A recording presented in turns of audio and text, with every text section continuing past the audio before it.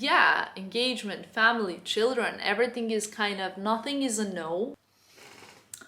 Bonjour, my lovelies, and welcome to another video. Today's one is going to be a little chatty video about here and there and everywhere. I don't even know about what.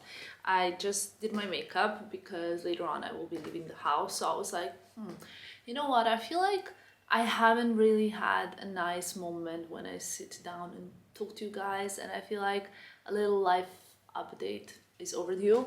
I did my makeup as I usually do it, as you can see. Same old, my NARS Wanted palette. On my lips I will link it below. On my lips I have Sai lip gloss, C, I don't know how you pronounce it, and lip liner from MAC. I will also link it below. This is the current situation. I'm wearing my Gucci cardi. I'll also link it below. I always get questions for the things that I wear, and for the new necklace, which you could have seen in my previous video. I love it so much, actually in the previous two videos, and in the one before the last video I got so many questions. Where is it from? Where is it from? So I know it's from Ola Lingard and I love it. I have such a wish list from this brand that I can't even tell you guys. The fashion week is over, and I have to say that I'm happy about it, because even though it's always like exciting to see new collections, it still takes a lot of time to kind of keep up to date with everything, to make sure to create all the relevant content. And in that whole craziness of doing all of those things, I feel like I have the need to communicate with you guys a little bit more. So in this video, that's what I want to do. I asked you to ask me some questions, some burning ones, and there was a lot of questions. So yeah, I just wanted to respond to them. I've been getting so many questions on my Instagram DMs, in this Q&A, questions whether or not I'm staying in Paris. Am I leaving Paris? I know it's a question, and there was a question that I saw: is Paris your forever? Forever is such a big word. Like, I mean, also when you do a job like I do, if I say yes, I'm staying in Paris forever, but then next year something happens, I don't know, I get pregnant, my boyfriend gets a job in another country, like we move and then I leave, then everybody tells me, but you said Paris was your forever. The thing is, like, especially in these years, when you grow, when you're developing, when you're working kind of in an industry like I am, nothing has to be your forever. Like, you can do so many things, you can change constantly, you can live in a few different places. I still consider UK my home, even though I'm in Paris, and you know, it's a matter of situation. I personally don't think that pandemic is the right time to make any decisions to say, yes, I will stay in Paris forever, because after pandemic, I don't know what's gonna happen. I don't think pandemic is good time to also permanently move anywhere, even though I've kind of done something brave during the pandemic. But it's just because the situation is so exceptional, I don't think it's the right time to be doing anything big. And because of that reason, I cannot say if Paris is my forever or not, but there are big news coming soon that I will be able to share with you. But at the moment, we are planning to have another pied-à-terre somewhere else. It's purely because it would be very beneficial for both our careers, both my boyfriend's and mine, and we think that it's a wise decision. Maybe one day, hopefully, I will decide where I want to live. Hopefully, I will be able to decide whether it's London or Paris. Or there's an LA also that my boyfriend really wants to move to LA. Like, he says he will live at some point in LA, so I guess we will. Also, Milan is of course an option. And you know, I don't want to say like, yes, we're planning to get another place here and there, and then if things don't turn out as they should, then you guys say like, oh, but didn't you say? Because the similar thing already happened to me, you know, like in March last year, on 20th of March, I was supposed to pick up keys for my London flat. And on 16th of March, a lockdown happened on my birthday. So in the end, I didn't move, but I've announced it. And then people said like, but didn't you say you're moving to London? I even had some really entitled people that know me in the real life text me on WhatsApp being like, oh, what? You moved to Paris? I'm sorry, I don't understand. Didn't you say you're moving to London? I mean, life happened. It's like, I don't understand why people that kind of know me but are not even my friends sometimes feel like I owe them explanation on why I decided to move somewhere else. Like, one thing is that I want to give an explanation to you guys because I love you, because you're my community, you are my online family, And to you guys, I want to give an explanation if I change my mind. But like a random person that I saw last time, probably 2 years ago, to text me and be like, I don't understand. You said you're moving to London. How come you're in Paris? I was like, honey, get back in your lane. And yeah. Anyway, yes, another pied-à-terre could be happening very soon. And of course, you guys will be the first to know because, like I said, I love you and because I cannot wait to share everything with you. Honestly, you are my family, so you will be part of everything that happens. If Paris or not is my forever, I don't know. If hopefully one day I decide where I want to spend the rest of my life, like, or where I would like to live, I would like to buy a house. Been discussing that with my boyfriend right now because he's saying like, look, he wants to kind of buy a house now somewhere as well. So this year, next year, I don't know. I just personally don't think that pandemic is a perfect time to be making big decisions, but we'll see. Question, very simple. Kids when?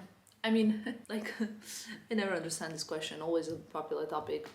It's so funny because my lovely housekeeper asked me yesterday, Tamara, when are you guys gonna have kids? You know, and I said next year because that seems like a good answer. But really, what if I cannot have kids? I don't know, you know, so to that kind of question, I can just answer next year. So yeah, I hope that that answer makes you happy. Kids are coming next year, 2022. 222, it seems like a good kind of number, is it? I don't know, let me know. How to love yourself no matter how you look. Wow, this is a deep question. It takes time, it takes experience and a lot of time. I mean, I've only learned to really love myself like around the age of 28, 29. I have to say I was always quite confident, but I always loved experimenting. I always thought like, okay, I wish like, you know, I had longer hair, or I wish I had, I don't know, a smaller nose, or I wish I had smaller cheeks, you know, but also it did not ever really bother me. I was never a person that had like an issue that I'm really embarrassed about, you know? Never.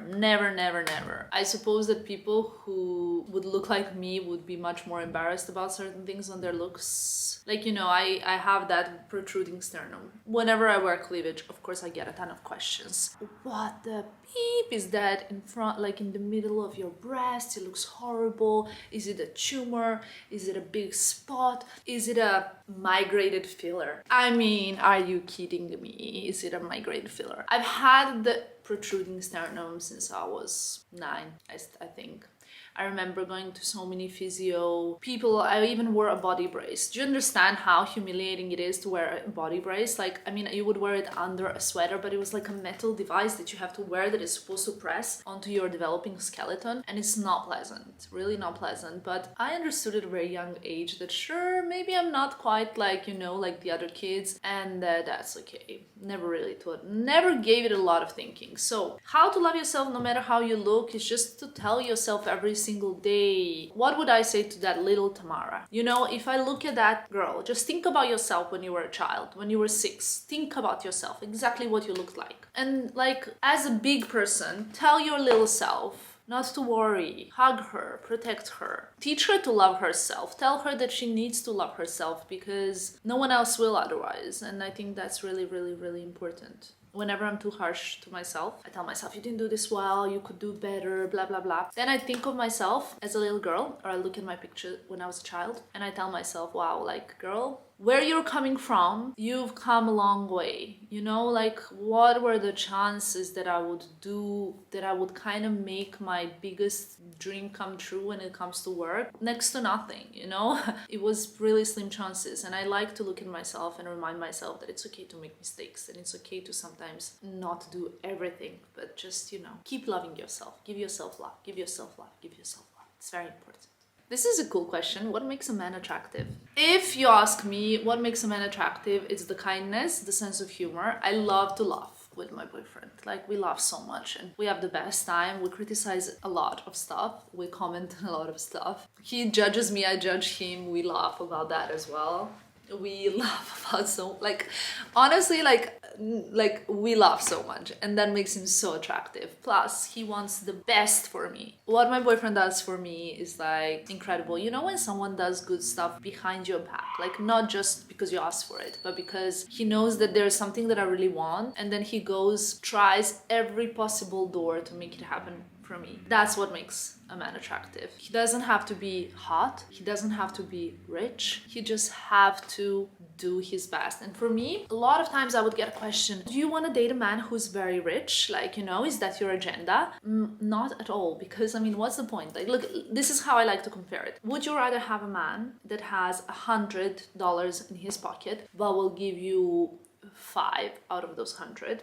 Or would you rather date a guy who has 10 in his pocket but would give you all 10? I mean, at the end of the day, you're still better off with the one that has 10 and would give you all 10 than with the one that has 100 but would give you 5. You know, like, that's just my opinion. I want to be with a man who's kind and giving and who wants to do stuff for me that are beneficial for me, because I'm like that. I want to look after my man. I want to be generous with him. And I have dated guys before that also could afford stuff. Like, I mean, okay, spoiler alert, probably shouldn't say this, but it's a fact and it happened. And my many friends who are watching this will know that that happened. I dated a guy once who gifted me a nice gift and then asked for it back.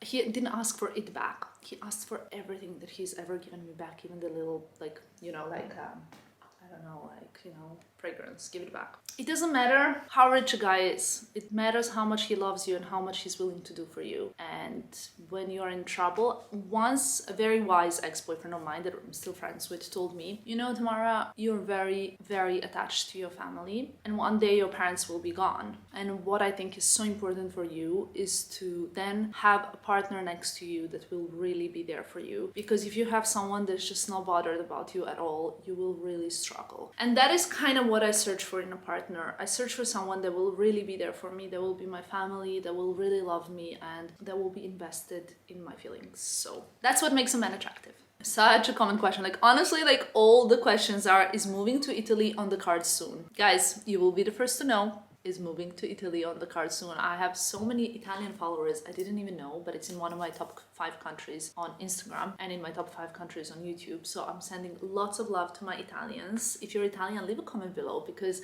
leave a city where you live in or a place where you live in Italy, because it's so interesting for me to see. I love Italy, so let's just leave it at that.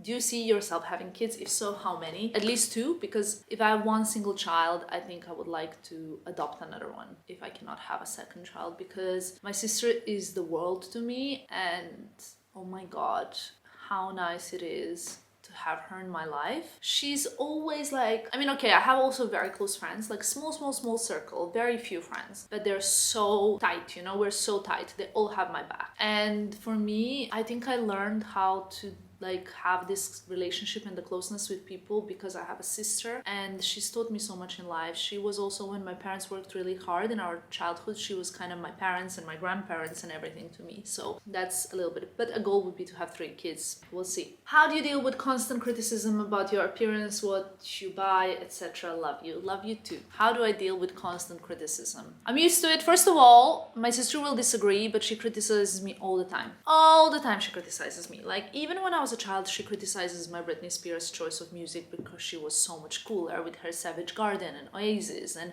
R.E.M. and I was so uncool with my Ricky Martin and Britney Spears. I mean, like, seriously, we are 2 worlds apart, and she was always so much cooler than me. Always. So she was very like rock and roll, like concerts, Dr. Martens, and I was like pink dress, white dress, fluffy dress. So she always criticized me because I was always the uncool one, and I kind of got used to that. And for me, I deal very well with criticism. There will be one day in a year when I burst and I cannot deal with criticism, and I wouldn't, that only on that one day, I would not read anything, I would not look at any comments, I would not speak to anybody, because I'm like, today I'm very sensitive and I cannot take criticism. But for 365 days a year, I think criticism is an important part of my job. Like, if you guys tell me like, hey Tamara, the videos are too long, I'm gonna take that into consideration. If you tell me the sound is not good, I take it into consideration. I always try to, you know, improve. So criticism is very important for me. But what I think is something different is hate. And if you think, how do I deal with hate? I think hate is kind of irrelevant. Those people, they still watch even though they hate me. Like, they still think I'm like ugly, they think I'm stupid, they think I'm superficial, but they still watch. So why? Like, if I don't like somebody, I genuinely don't look at their content. Like, there are influencers that when I see, I'm like, lol, this is so cringe and so Of course, like, you know, we all have different tastes. Like, it's absolutely normal to not like someone's aesthetic. So would I watch that? Of course not. Like, I mute them. If I'm like lolzing at their content, of course I'm gonna mute them. You know, it's like as simple as that. So when people leave hateful comments to you, to me, like your school friends, university friends, are usually very, very, very personal people, like people who really would like to do what you're doing, but they're scared, you know? So very interesting. Home tour, how you decorated that shelf? What are you eating? Girl, the shelf is still not decorated. I need to do it. I'm gonna do it probably in the next video. If you hear me talk about it again, that's when I'm gonna be doing it. In my next video though, I will be heading to see my sister and my nephews because I cannot wait. Or as in Italian they would say, non vedo l'ora di vederli. I cannot wait to see them. I'm super excited, but the shelves will have to wait. And maybe in springtime, when I actually do a little bit of a spring clean, I will do a little home tour if you want to see it. But I feel like you've seen everything already during Vlogmas. Do you and your boyfriend live together or separate? We live together in this place, but we also have separate homes as well. Does that make sense? Like, yes and no. So my UK place, I consider my base as well because I have like everything there. When I need something, my sister has to ship it for me. When I need documents, they're there. When I need, you know, safe, it's there. Anything that I need is there. So that's my home, but this is my home with my boyfriend. And then he also has another place. People gonna say that he's married again. I assure you he's not married. When he gets married, it's gonna be to me. And that also I think is on the cards. I mean, we've discussed everything already. We've discussed the marriage, we've discussed living in different countries, we've discussed family, and he watches my videos so I can say it. Lol, sorry baby. You know, it's not like we're just kind of taking it easy. We are both very spontaneous people, like very. We don't like planning, we don't like projecting, we don't like being like, okay, this is what I want by, I want a child by 2022. No, we're like very easy people. We need to kind of like see how we feel, and I'm not a person that leaves things to a chance. I think you guys know me. We're all adults here, okay? So when it comes to children, I know this is very, very, very, some people find it an awkward topic, but it's not an awkward topic. I'm a healthcare professional and I feel like it's okay to talk about this. I don't believe in a pull-out method, like when it comes to contraception. I mean, if you do and it works for you, good for you, but I mean, honestly, I would not advise it to anybody. I plan my things, like I want to plan my family if I can, of course, you know, whatever I can, I like to plan, but I'm very spontaneous in a way. So when I say, okay, from now on, we can try, you know, and I would like stop my contraception, but I'm not a person that will get surprised, even though there's nothing wrong with that, because my parents had my sister as a surprise when they were 22.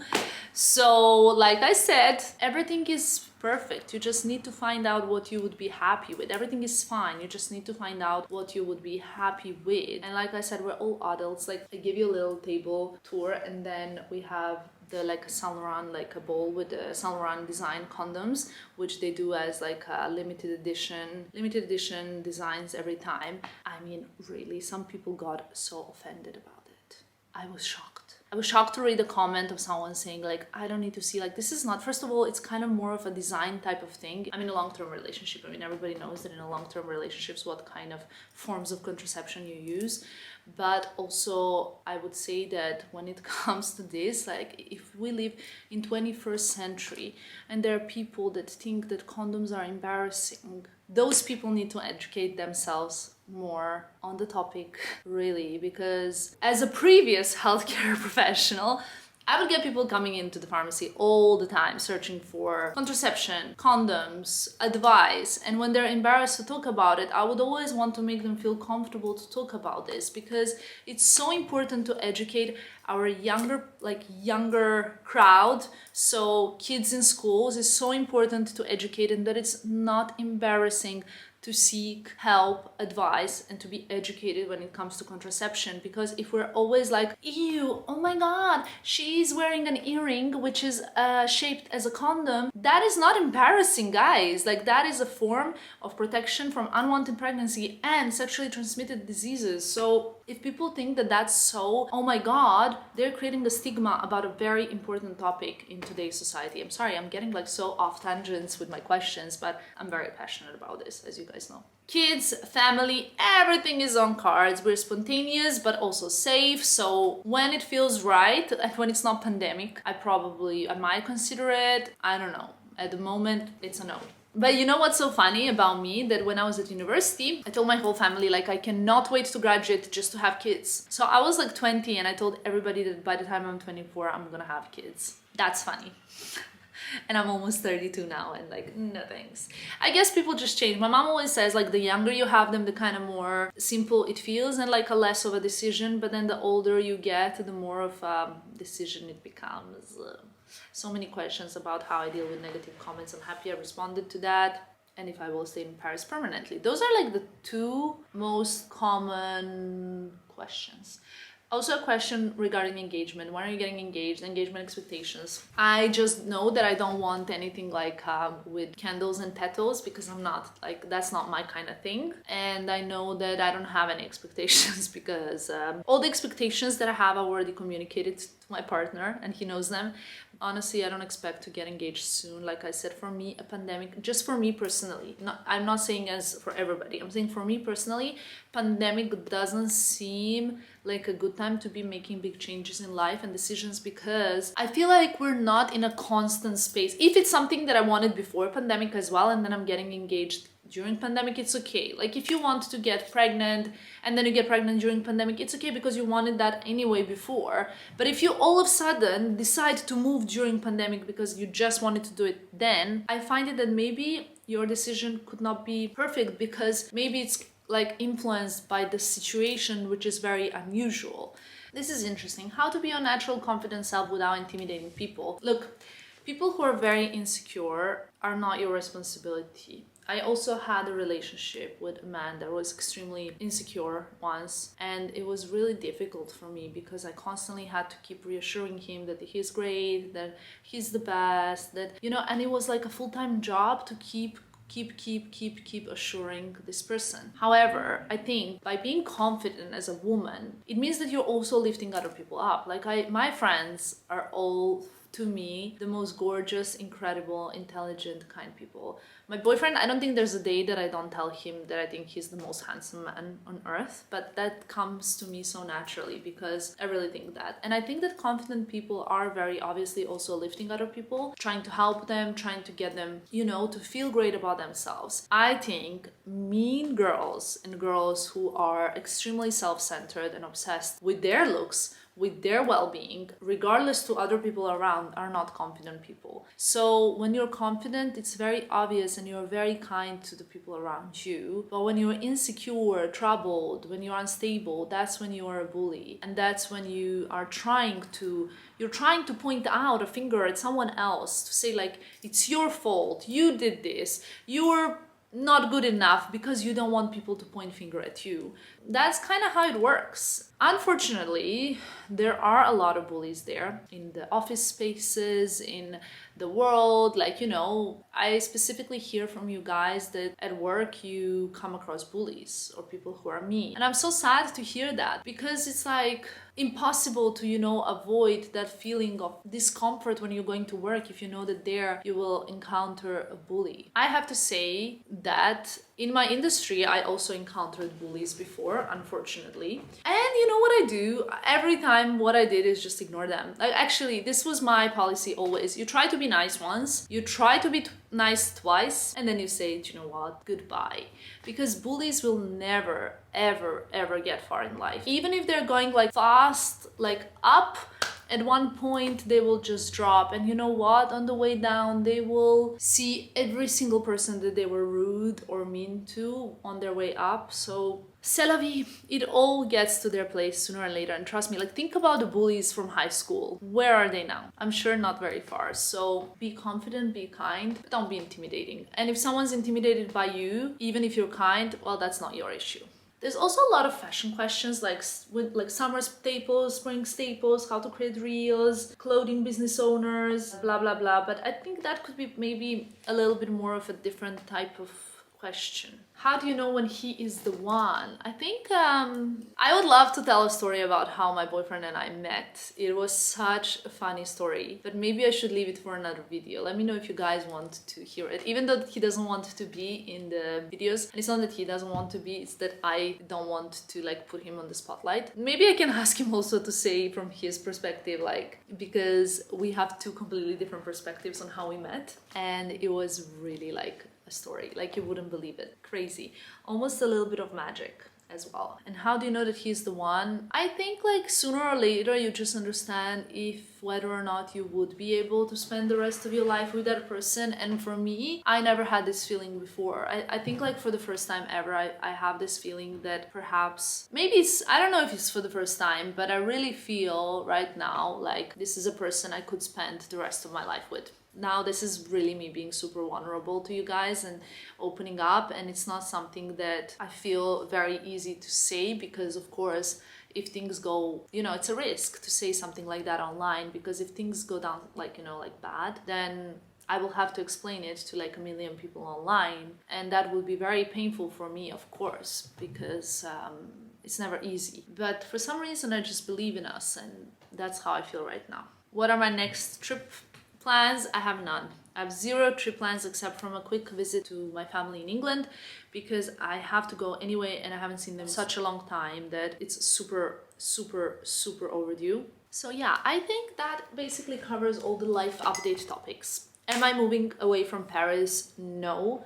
Paris is my home. I've been living here now for, wow. So I have been living in Paris for 9 months. 9 months. There were people that were doubting me. Look at me now, living in Paris for 9 months. Is it my forever? I don't know. Will I be living somewhere else as well soon? Yes, probably. Gonna have another pied-à-terre, and you guys will be super involved. I will show you everything. I will tell you everything as soon as we have results, like knowledge, and I will probably take you with me for apartment viewing and show you what we're doing, etc. And then next year, hopefully, if I know where I want to live and if there's no more pandemic, I will be able to get a house, which will be like our permanent house, or maybe not even permanent, I don't know, I'm not like, you know. And then yeah, engagement, family, children, everything is kind of, nothing is a no. Things will happen in the future. In the near future, no, because at the moment I'm just not, I feel like I'm very childish as a person. I feel like I'm very immature and I'm not ready for that. I think it's such a big commitment. And I think my boyfriend and I are very much on the same page, which is so important to me, that he wants the same things as me, but maybe not at this moment, because we're both building our careers and have big plans. So I hope you enjoyed this video where we could catch up a little bit. Remember to give yourself a lot of love. Remember that it's very important to be kind right now, because we all in this craziness need a little bit of kindness. I love you. I'm sending you a lot of positive energy, and I'll see you soon in my next one. Bye guys.